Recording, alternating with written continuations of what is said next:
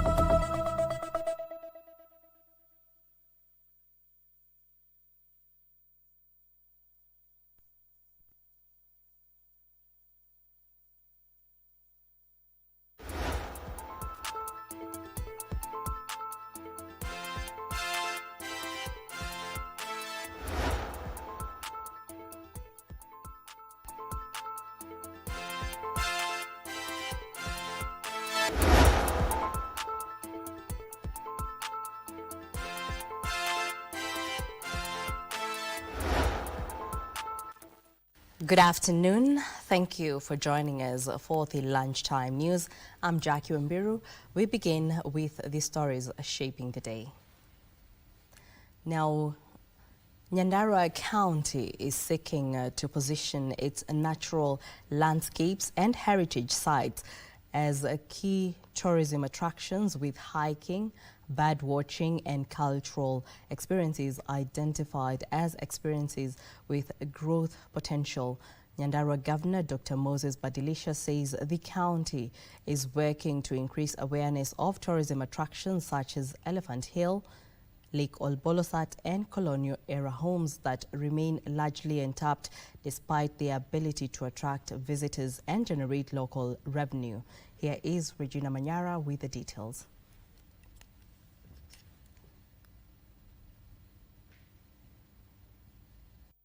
Reflecting on our past processes and decisions, as we are doing today, enables us to sustain this journey of improvement.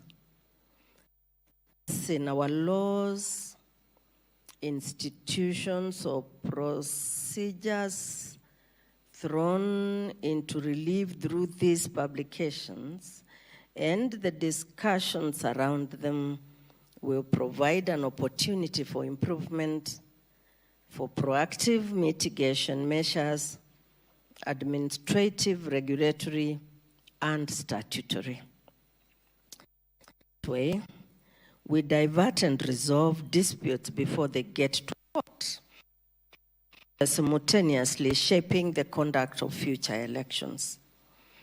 An institution is strengthened by its stability to learn systematically from previous experience. This stammering of mine. An institution is strengthened by its ability to learn systematically from previous experience. It is important to honestly examine our successes, confront our shortcomings, and continuously improve the manner in which we discuss our constitutional responsibilities. Today's launch is such a process, particularly for the IEBC, transforming institutional experience into institutional knowledge. And as we move forward together, it is paramount that institutional independence is just jealously protected, deliberately maintained. Every electoral dispute presents competing interests. Our objective as electoral justice institutions, however, must only be fidelity to the Constitution. From that, we must not depart. Independence is an institutional necessity for our legitimacy, and it depends upon public confidence that our decisions are based solely on the law, evidence, and constitutional principles. Not only does this strengthen public confidence in electoral justice, it reinforces the very edifice of our democratic legitimacy. Side independence is the important issue of timelines. Electoral justice operates within exceptionally compressed constitutional timelines. Unlike ordinary litigation, delays in electoral dispute resolution can fundamentally disrupt the electoral calendar, affect ballot preparation, create uncertainty for voters, and undermine confidence in the electoral process itself. Timely dispute resolution is therefore an essential component of electoral integrity.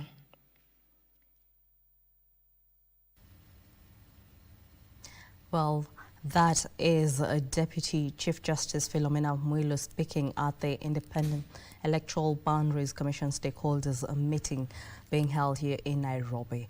And now we will be bringing you the story from Nyandarua later on as we move on to other news where Kenya film industry continues to gain global recognition, with industry stakeholders expressing confidence in the country's growing creative talent. During the Moana live action movie celebration release in Nairobi, Budev Patel, managing director, Crimson Multimedia Limited, noted that the increased investment in international collaborations and the success of Kenyan actors on the global stage are creating more opportunities for the next generation of filmmakers globally. The previous two films have been blockbusters, and now comes the live-action version of it, which is what people are excited to see. It's school holidays coming up. It also has Dwayne Johnson, The Rock, who voiced the animations, and now he comes to life as Maui, Moana, and there are two very, very lovable characters, Heihei and Pua. The live-action version also has the famous songs that the world has loved and they're singing to, and this film comes to life with the entire Motunui Island, and the story continues. It is a live depiction, so the excitement of now seeing a different version of it is what audience are looking forward to. It's a deep movie that teaches about family, it teaches about loyalty, it teaches about courage, it teaches about pushing for what you want, and you'll see it with Moana, the character, and a lot of the other characters in the movie. So it's a really wonderful experience for family to enjoy together, and bring these fun moments to Visa card holders and Kenyans as a whole. National Liberal Party leader and Anzaoni clan leader Augustus Kyalo Muli has called on African communities to strengthen unity by embracing their shared cultural heritage. Speaking during Tanzania's annual 7.7 Cultural Festival in Shinyanga, Dr. Muli said traditional institutions have a vital role to play in promoting peace, regional integration and social cohesion across the continent. He urged traditional leaders to preserve indigenous cultures while fostering peaceful coexistence and stronger cross-border cooperation among African communities. Dr. Muli also called on the Kenyan government to formally recognize and empower traditional clan leaders, saying they play a key role in resolving land and family disputes through alternative dispute resolution mechanisms. The 4-day festival hosted by the Sukuma community under the Busia Kingdom brought together traditional leaders and delegates from Kenya, Tanzania, South Africa and the Zulu Kingdom to celebrate African culture and unity. Kama Afrika tungefanya hivi, if would unite, tukae pamoja kama jamii. Wasukuma hawako mbali kimila na Wakamba na Wabantu wengine. Hivi tukishikana sisi kama jamii moja, tutaonyesha Afrika kweli tunaweza kuwa familia moja. Tamasha kama hizi ni muhimu sana. And personally, I'm taking big lessons that we can do in our own country. We need to bring our cultures together.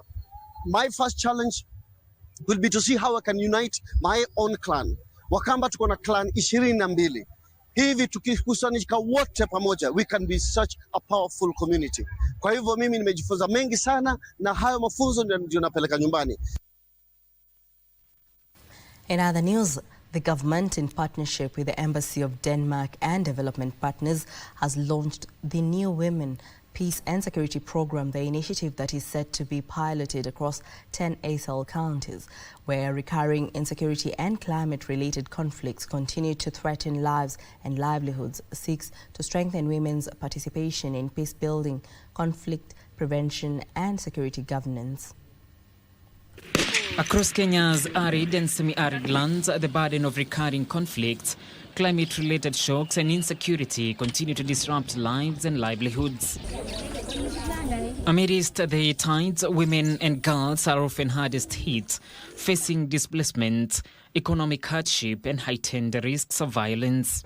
Women are the ones who receive those who are involved in conflicts back at home, and women are the ones who take care of those who are affected by conflicts. And so the burden on women is really significant in the situation of conflict.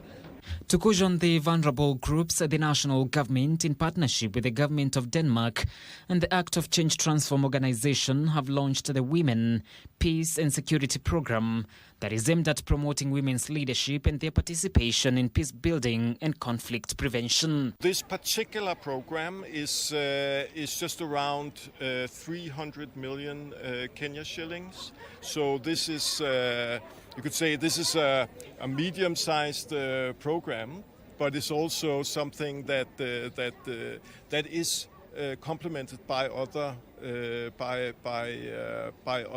engagements in our general program for Kenya. The initiative that is set to be piloted in 10 counties, including Garissa, Samburu and Laikipia, among others, will empower the women, give them a voice and ensure they are not just victims of war, but are actively involved in shaping solutions to conflicts affecting their communities. Already we have programs in place and to work towards ensuring that issues around particularly gender-based violence are taken care of, because that is part of peace and security.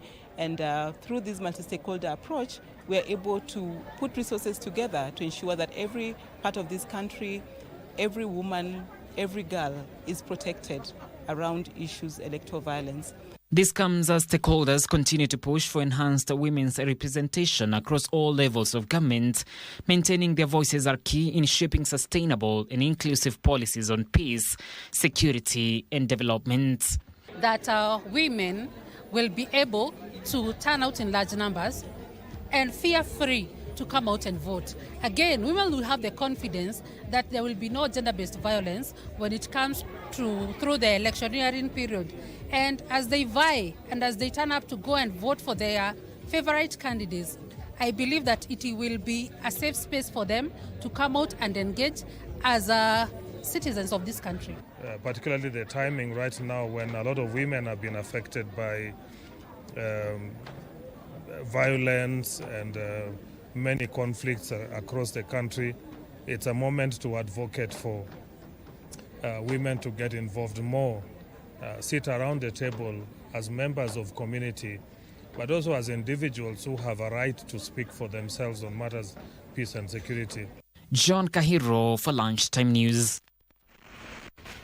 Kenya's northwestern region has for a long time been susceptible to prolonged drought that has pushed communities to the brink and left thousands of households grappling with food insecurity and high rates of child malnutrition. However, in Turkana County, through the cultivation of rare climate-smart yet nutritious orange-fleshed sweet potato, the communities are not only improving household nutrition but also building more resilient livelihoods.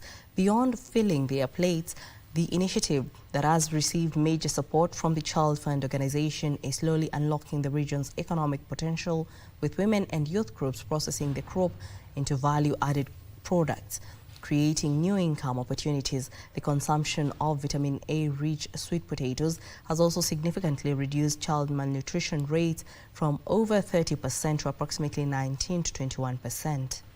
Has been biofortified with vitamin A, which is the beta-carotene that is a precursor for vitamin A. So purposely, this intervention is to combat malnutrition in specific counties like Turkana, and we are really encouraging everyone to consume our very own indigenous crops that are now more drought resistant, they are more nutritious, and they are more palatable. Tunapanda viazi tamu. Matawi yake ni mboga, alafu nini yake makamba yake napatia mbuzi, napanda ingine, alafu viazi yake tunauza. Ndio tunalipia watoto, ndio tunakula. Kwanza kwa watoto hii viazi kwa watoto ni mzuri. Unakula hata kama mbishi, napika anakula. Na maji watuongezee kama kisima moja hata hapa. At least wakati tunapata laga imeenda chini. Hiyo itatusaidia sisi tuendeleshe na hii isikauke. The family of slain High Court Advocate Edward Muthe Kariuki is demanding security agencies to speed up investigations into his murder as detectives intensify efforts to trace those behind the killing. According to the post-mortem conducted at Shalom Community Hospital morgue in Athi River, the advocate died from a deep cut at the back of his head, an injury doctors say gave no chance for survival. Athi River Sub-County DCI Officer Michael Boyo said detectives had applied for a court order to retrieve his phone call data to trace his last movements. What I'm looking for is to see that all perpetrators of this act to are brought to book, because I don't see why you should kill such a young person. This kind of incident is an incident that we really need as a nation to really address, and therefore our appeal to the authorities, the police in Athi River, the larger Ministry of Interior, it's important that we fix matter security in our area, largely across the nation. The security of this area generally has been okay, apart from in the recent past we have seen a spiral increase of insecurity cases. And attention now turns to the upcoming by-elections in Ol Kalou, where preparations are in their final stages ahead of polling day. Our reporter Kevin Washira is on the ground with the latest update on the level of preparedness.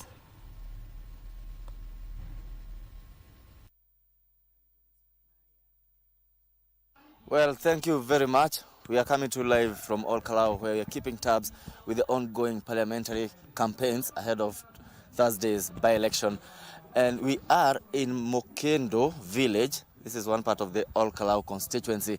And the brownish material that you are seeing behind me, that is Kanguo Dam, which has been for the last 10 years a source of stress for the people of this region and not source of benefit, given the number of hippopotamus that are residing in that particular dam. And joining me now is one of the residents who will be telling us of how the dam has been terrorizing them, or the hippopotamus that are in dam. Karibu sana KBC.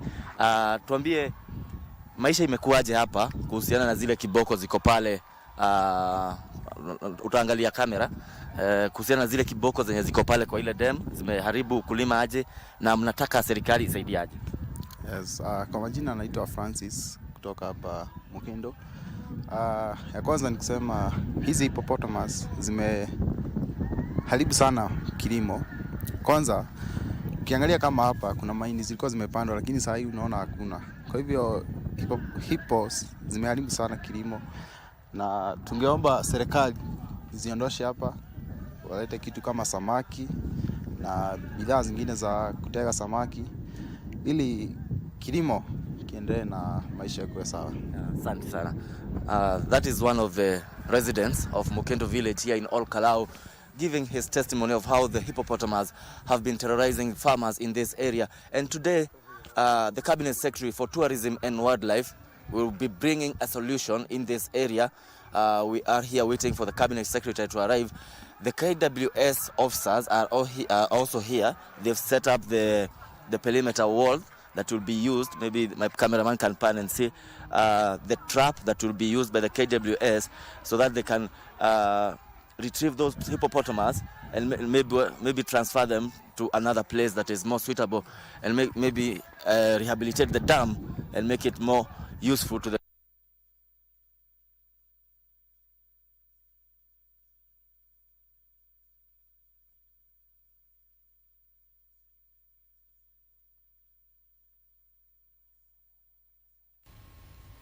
Well, many thanks, Kevin Washira there, reporting from Ol Kalou constituency ahead of the Ol Kalou constituency by-election. We shall be keeping you updated in our subsequent bulletins. For now, we move on. The speakers of the bicameral parliament, Moses Wetangula and Amason Kingi, have been barred from engaging in active politics, issuing conservatory orders this morning at the Milimani High Court. Justice David Mboro restrained both speakers from invoking or benefiting from the authority, prestige or influence of their constitutional offices to organize, promote or lead partisan political campaigns. The order will remain in force pending the hearing of the case, which has been set for July 16, 2026.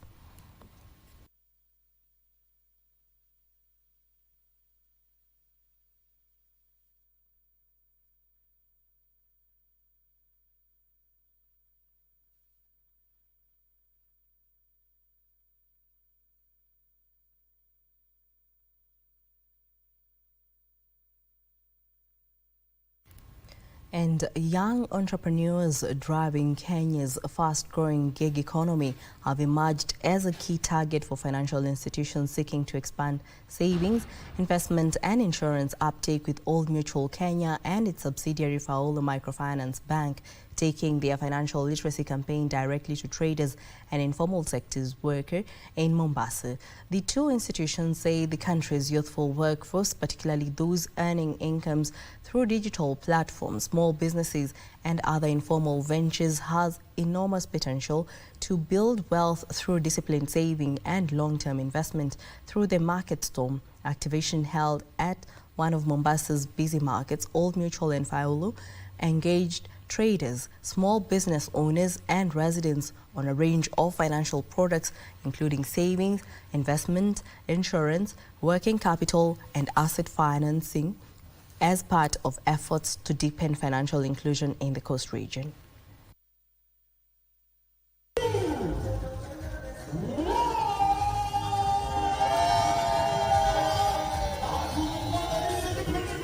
We do this to support our intermediaries. We do this to engage further with our customers to understand their needs and as such design solutions that are appropriate for that.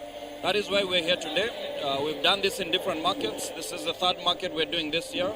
We've done it in other years before. We've been to different parts, and this is the second time I think we're coming to Mombasa. It gives us an opportunity as a group to engage with our customers, the general public, the potential customers, as we get to interact with them and guide them on the solutions that we provide as a financial institution. We want also to create awareness and ensure that our customers understand what we do as a business. So we provide financial solutions to our customers. From the insurance side, we do the risk covering. We also provide the investment opportunity. Teso North Member of Parliament Oku Kaunya has challenged the youth to engage constructively with politicians and refrain from being used to disrupt public events. Speaking in Teso North as he met over 300 youth from his constituency, urged them to remain vigilant as the country prepares for the next poll, cautioning them against being exploited for political gain. He further called on them to enhance their skills and focus on causes that are in line with the changing labor market needs. The three-day youth engagement meeting was held at Achia Echakara NYS Institute in Malaba.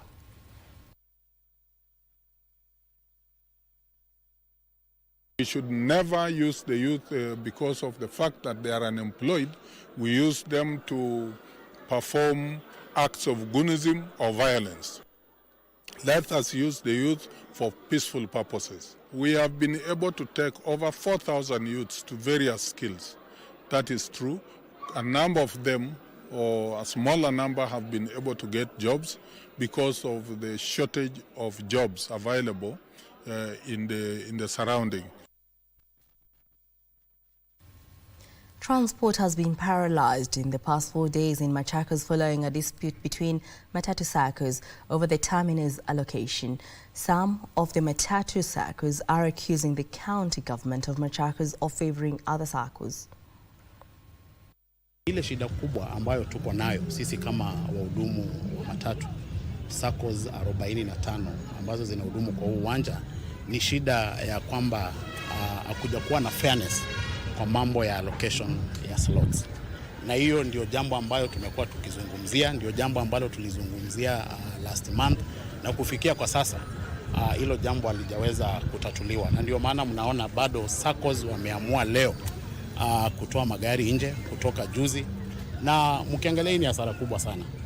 Tumekuwa tukiengage ofisi ya transport waziri, lakini tunaona kuna ulegevu kwa mambo ya kutatua hili jambo. Hii mkomo imetuaffect sana kwa sababu kutembea kila mahali unakuta watu hakuna, gari haina watu, saa nyingine kuna matatizo mengine kwa vile ukipita hivi unaweza gari inaweza kukugonga. Kwa hivyo hii mkomo imetuathiri sana. Migori Governor Dr. Ochilo Ayako has cautioned politicians against politicizing healthcare services, saying negative public attacks on health facilities undermine the morale of medical workers and compromise service delivery. Speaking during an impromptu visit to the Migori County Referral Hospital, Governor Ayako said the county government has invested heavily in equipping health facilities with essential drugs, medical equipment and qualified healthcare personnel to ensure residents receive quality services. He also urged residents to enroll with Social Health Authority to enable them to access affordable treatment, adding that many patients seeking treatment are yet to register.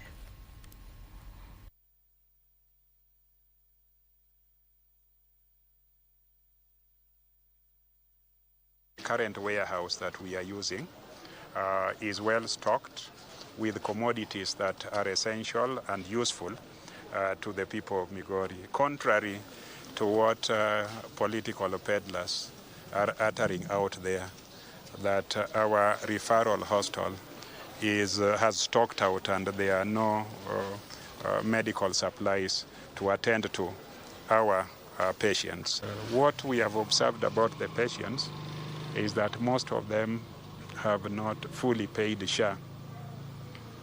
So their ability to meet their hospital expenses is hampered by the non-payment of share. Well, we take a short break now. More news and updates when we return. Stay with us. Let's take the break.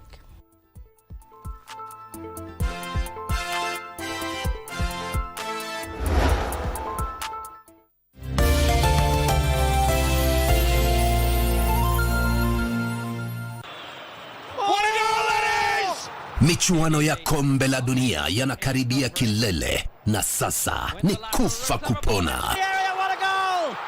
Farasi wawili wanaopatana ugani, ni mmoja tu ndiye atakayesalia huku mwingine akifunganya virago na kuelekea nyumbani. Je, ni timu gani itakayotwaa ubingwa huu mnamo Julai 19 pale MetLife Stadium? Jibu hili utalipata hapa KBC Channel 1, tukikupeperushia matangazo ya FIFA World Cup moja kwa moja kutoka Mexico, Canada na USA. Goal! They've done it! Pia unaweza kupokea matangazo haya kupitia stesheni za redio za KBC. Istoshe, kwa wale wanaopenda kuona mechi kupitia big screens, KBC itawatembelea mtaani kwenu. World Cup iko KBC. KBC, your true sports partner.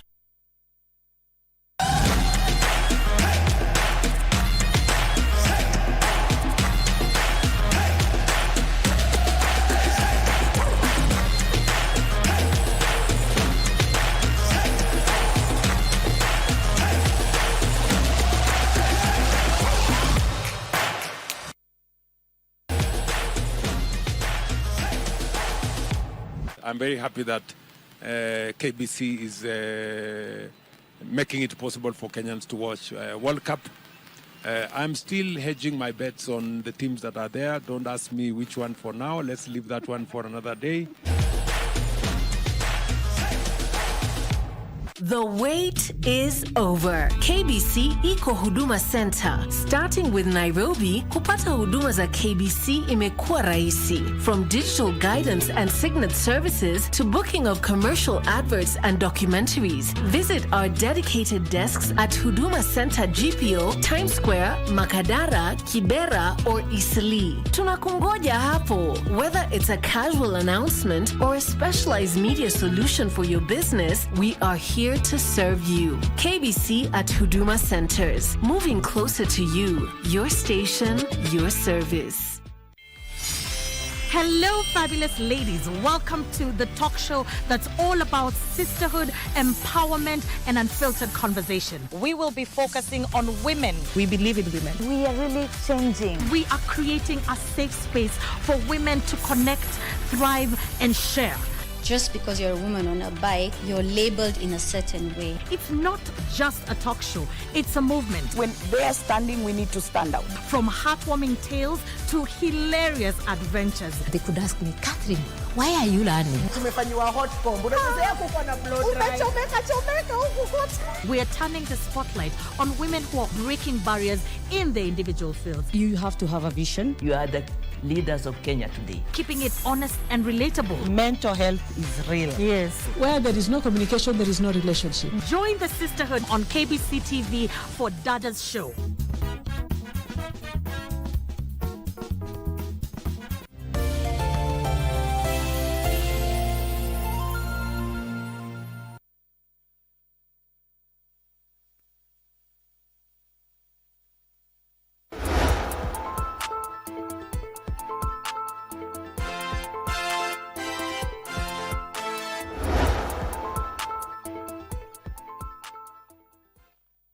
Welcome back. This is Lunchtime News. An aspiring parliamentary candidate for Kibra has called for a shift from handout politics to skill-based empowerment ahead of the 2027 general election. Speaking in the constituency, Mukaya Mobe said his leadership agenda will focus on promoting unity, creating jobs through manufacturing and entrepreneurship, and equipping young people and women with practical skills to improve their livelihoods. He said sustainable economic empowerment is key to addressing unemployment and improving living standards in the constituency.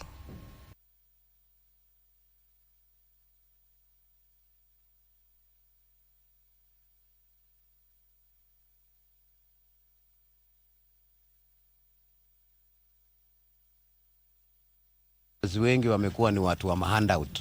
Wakija hapa ni kupea vijana 200, 300, na hiyo haitabadilisha vijana ama watu wa Kibra.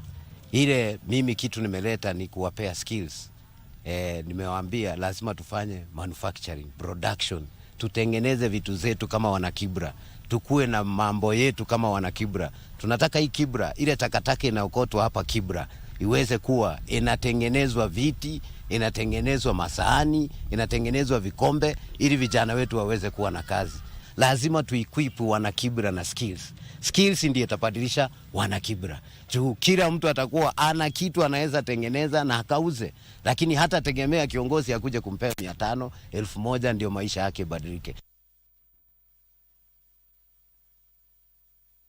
Artificial intelligence is rapidly changing the creative economy, opening up new opportunities while also raising questions about originality, ownership, and future of creative work.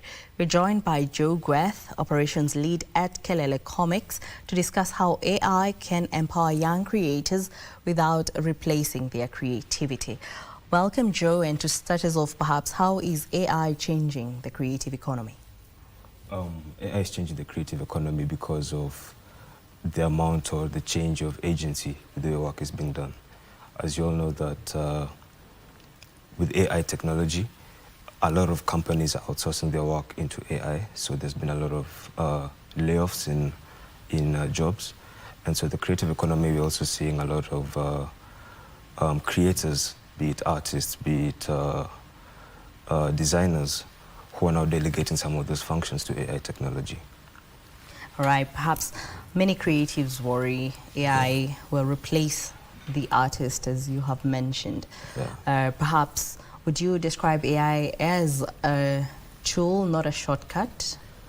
Definitely. AI is a tool, not a shortcut, and that's because I think the framework or the perspective now should be, how could you use AI as a tool to improve your functionality, not one that can replace what you already do. And I think a good example is, take for instance, education, be it in the university, where you can decide to let AI do all your tasks, or you can instead use AI as a tool to guide how you go about your research. So I think it's just a matter of perspective and utility. Yeah. When it comes to Kelele Comics using AI, perhaps how is it helping young people to tell their own stories? In Kelele Comics firstly is a creative program that seeks to develop teenage creative skills by developing comic books. And throughout this program, which is a 5-day program, they go through an array of training. So they get trained on storytelling, they get trained on comic layout, they get trained on flat planning, etc. Now, AI is just, as you mentioned, a mere tool, because AI comes towards the last bit of the creative process. So we wouldn't really say that we are using AI to replace the whole process, but we are using it as a supplement to build the creative's work. And can a teenager with no drawing or writing experience really create and publish a comic? Definitely. In fact, we have 5 published comics from our first pilot program that we launched in April 20 of this year. So if you go to our website, kelelecomics.com, you can be able to see our 5 pioneer comics that were done by teenagers ranging from the ages of 13 to 17. And this was done by complete novices, people who had no experience in the creative space, no experience in comic writing or AI tools, and now they're quite good at them. Okay. Perhaps what skills do participants gain beyond creating a comic?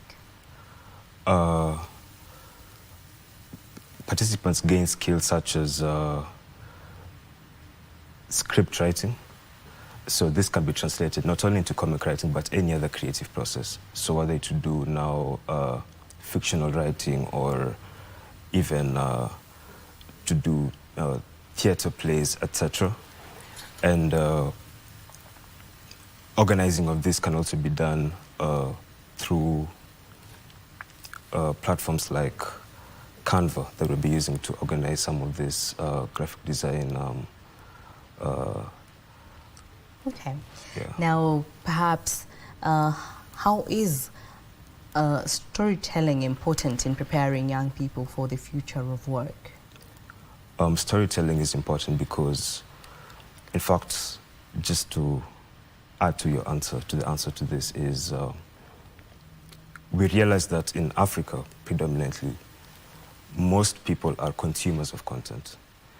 So what we're trying to do at Kelele Comics is we're trying to rewrite the narrative and ensure that we have our teenagers and the youth having a platform to tell much of the story to the rest of the world, not only Africa, but the rest of the world. If you look at other geographical locations like Asia, they have similar platforms or material like anime. If you look at North America, they have material that is produced by many of these big comic hubs like Marvel. But there's a dearth of that in Africa. So by creating such a platform, then you're able to ensure that creatives assert their agency and are not left in the, are not relegated to the bottom, but are instead put to the mainstream of creativity. Okay. Perhaps what role do you see AI playing in Kenya's creative industry over the next 5 years? AI plays, is going to play a big role because AI is here and truth be told, it's not going to go anytime soon. So I think it's just more of an adaptation adjustment. I think most of us need to learn how to adjust to the new development, and as I earlier mentioned, not completely use AI to replace human talent or creativity, but just use it as a tool to bolster what you already have and know. As we come to a close, perhaps, what's your message to the young creatives who are curious about AI but don't know where to begin? I'd say there's plenty of information. We live in the information age, so you can check out information on how to use AI. You can also check out our platform, kelelecomics.com, to sign up for our upcoming cohort in August, which was launched a couple of days ago. So this would be a starter if you want to get to learn how you can mix AI use and creativity. Okay. Well, thank you so much. That was Joe Gweth, Operations Lead at Kelele Comics. We move on to other news.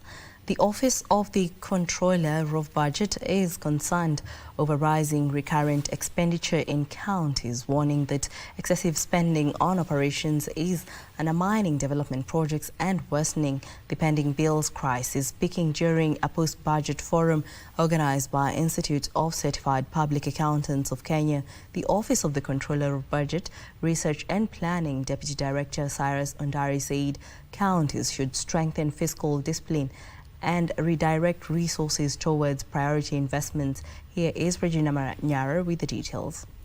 Review from the Office of the Controller of Budget indicates that counties managed to spend 14% of their total annual allocation for development. Personnel emolument, which is now resources used to pay salaries to employees at the count level, should not exceed 35%. I know there is a debate around that.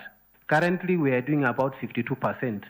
On personnel emolument as opposed to what the law stipulates. Ondari says allocations to counties should strictly align with their actual resource absorption capacity while aggressively prioritizing development projects. You find that somebody has been given a budget allocation of 100 billion, but they have only been able to absorb 30.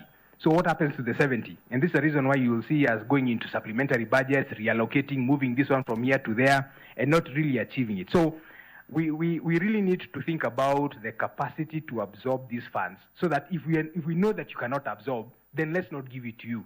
ISPAC is pushing for mandatory recruitment of professionals across all public entities to enforce accountability and block systemic revenue leaks. We are the custodians of the expertise or the experts who are charged with the responsibility of ensuring the accountability is done in these counties. We have the requisite skills, competences and experiences that are actually required for these counties. Speakers at the post-budget forum underscored the need for deeper structural reforms to widen the tax base and boost collections. And we want to extend what you can do on WhatsApp, not just what we had for employees.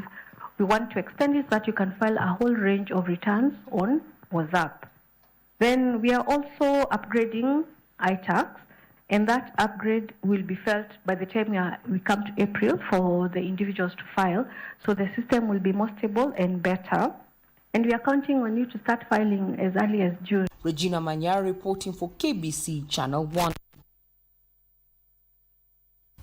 Nyandarua County is seeking to position its natural landscapes and heritage sites as key tourism attractions, with hiking, birdwatching and cultural experiences identified as experiences with growth potential. Nyandarua Governor Dr. Moses Badilisha says the county is working to increase awareness of tourism attractions such as the Elephant Hill, Lake Olbolosat and colonial-era homes that remain largely untapped despite the ability to attract visitors and generate local revenue. Here is Regina Manyara with the details. County is expected to host a cultural, tourism, sports and Blue Economy Festival. Of what input is it for not only the county government of Nyandarua but also its residents? I'm Regina Manyara and I'm joined by none other than the governor, that is Dr. Kiarie Badilisha, to give us a scope into why this is important and what the county intends to do past the festival. Thank you, sir, for your time. Thank you very much, Regina, and KBC as a whole for visiting Nyandarua. I think you could not have come at a better time. We appreciate that our partnership with national government, we will be hosting the Cultural and Tourism Week. I can say this kind of engagement is late. It ought to have been done long time ago. When we talk about tourism and culture, often we never hear Nyandarua mentioned in those particular circles. Why now? People have not known that we are the only county with a high-rad lake in the whole of East Africa. The Lake of Brosat here, you will not find it anywhere else around 2,000 meters above sea level. Most of the lakes are down there. This one is up there. So we would want to market and tell the world, come and see a lake which is on top of the hills. The kind of animals that we are having here, the hippos, so many of them. In fact, if you go to our Aberdare ridges, we have this type of the biggest elephant in Kenya. But most people prefer maybe going to Mara or elsewhere. This is why we are holding this week, to come and tell people the story of Nyandarua. It is unfortunate that the story of Nyandarua has not been told for quite some time. How do you intend to go about it? Our foreign tourists, they're also tired of every time they come, they go to the same spot. Yet we have newer things and fresh things. So you're calling for the diversification of the country's tourism portfolio to include the Nyandarua County? That is it. That is it. Like now, there's a story which we are already telling, and we have documented it, about the Happy Valley homes. You can't imagine that the first people to visit Kenya, they came to Nyandarua. The homes are still standing. We have 56 of them still standing. You know, some of the crops that those whites were planting when we were there, like the apples, our community call them kafagoho, because it was such a precious fruit. An African would say, whether I would be jailed or not, I have to have it. Those plants are still standing. They are still growing here. So, Legina, I want to say this is a very important time of the year. And I want to believe that our teams, both national and county, will come up with a story that can be told to the whole of Kenya, that can be told to the whole world, that Kenya is sitting on gold. Someone who's never heard of Nyandarua in as far as culture and tourism is concerned, what would you tell them? What should they look out for? But you cannot see it, no? Then we have our Boretum. Our Boretum is about 8 acres. It's near the town, and this is where we want to bring our investors because of what we were talking about accommodation. This is where we want to bring our investors to do 5-star hotels, 4-star hotels, facing the Abadeas. And then the other thing is that the equator passes Nyandarua twice. This is a phenomenal thing. It's not anything that you can find anywhere in the world. Some countries, they don't know even about equator, and those who are lucky, it only cruises once. Here in Nyandarua, it cruises twice. At a place called Katimu, we have equator, and we have another one. So this one we associated with the other animal called what? Is it a leopard? A leopard. And then we have the 56 Happy Valley homes. That's the rhino. That's our rhino. That is what the county government of Nyandarua, under his leadership, that is Governor Dr. Kyrie Badilisha, envisioned for Nyandarua County beyond the present and looking into the future. If indeed it comes to pass, we will be here to keep tabs. I'm Regina Manyara reporting from Olkalau in Nyandarua County for KBC Channel 1. Well, thank you so much, Regina, for that report. Now, the government has rolled out a 10-year strategy to support local exporters maximize opportunities under the Kenya-European Union Economic Partnership Agreement. Trade Principal Secretary Regina Ombam says although Kenyan products already enjoy duty-free access to the European Union, businesses must improve competitiveness and compliance with market standards to fully benefit from the agreement. Even though the Kenya-EU Economic Partnership Agreement offers Kenyan exporters significant opportunities, market access alone does not guarantee increased trade. The Ministry of Trade is challenging Kenyan businesses to improve productivity and quality of products. We must deliberately position our businesses to seize the opportunities created by the agreement. This requires coordinated action by government, the private sector, development partners, and other stakeholders. The 10-year implementation strategy involves improving sanitary and phytosanitary compliance, customs and trade facilitation, and support for micro, small, and medium-sized enterprises. We have to think out of the box for this. And the implementation strategy is our roadmap to see in which areas we can concentrate to get the firepower needed. According to the International Trade Center, Kenya in 2025 exported goods worth $1.85 billion to the European Union, representing 21% of the country's shipments. Ndutamo Kami for Lunchtime News. Players in the financial services sector are leveraging artificial intelligence, data analytics, and digital credit tools to improve lending decisions, manage rising loan risk, and expand access to finance. Metropole Credit Reference Bureau CEO Gideon Kipiakwai says rising costs and inflation have increased pressure on borrowers, with lenders now relying on technology-driven solutions to strengthen risk management, reduce defaults, and promote responsible borrowing.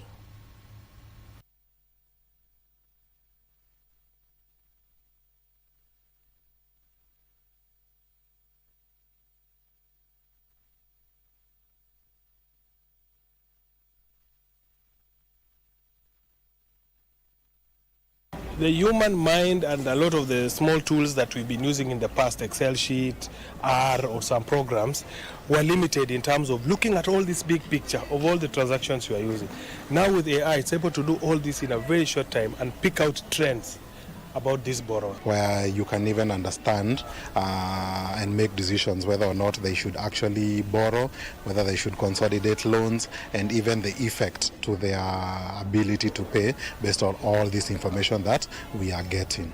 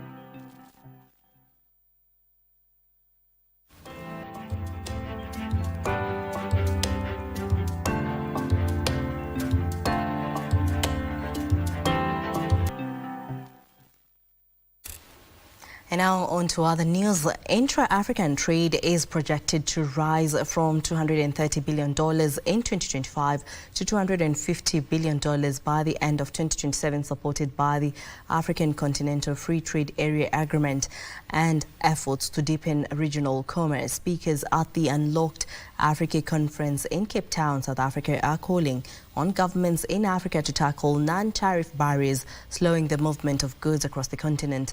O'Brien Kimani is attending the meeting in Cape Town and joins us with the details. Broadcasting House. The Unlocked Africa Conference kicked off today at the Navarre Foundation here in Cape Town, and of course a lot of conversations on how to develop Africa and of course to increase intra-Africa trade, which by the way jumped to about 230 billion US dollars last year, and there are hopes that it's going to grow to about $250 billion by December 2027. Guess who is joining us here? And of course this meeting is organized by Standard Group, and Andrew Mashanda is the head of Africa Regions and Offshore for Business and Commercial Banking at Standard Bank Group. Is joining us here so that we can explore this topic. Thank you very much, Mashanda. Help us understand, when you cast an eye on the African continent, are there any prospects? I think you're talking to the right person and at the right time. South Africa, by extension, is alive with possibility. We see Africa not as just distinct sort of, different markets, but we also see them as regions, but regions that offer very unique opportunities for investors. We also see Africa as a continent that actually is on the rise. It's a young population, productive population. We've got a technology boom that's coming across over the last 5, 6, 7 years. We've produced 9 unicorns out of Africa, from a fintech point of view, 5 of them out of West Africa. We've seen the massive movement in terms of oil and gas developments in West Africa, with Dangote opening a refinery. We continue to see the advancement of economies such as South Africa, Rwanda, Botswana, in spite of what's happening. We've also looked at the way Africa has evolved and adapted to the geopolitical tensions that are happening across the globe. And Africa is increasing trade. To your opening remark, intra-Africa trade is topping $230 billion now and heading towards 250. 47 countries on the continent have signed up to the Africa Continental Free Trade Agreement. And what we're seeing is that there is a concerted effort across all the markets across the region, where the governments are really trying to reduce the non-tariff barriers that have served as an impediment for growth. So we are seeing a greater effort in trying to increase value addition within the markets in Africa, but also increasing the volume and value of trade across the borders in Africa. Very well. And, one of the biggest challenges, facing Africa in its development path is infrastructure and development. And we know that, the continent is facing a huge infrastructure funding gap.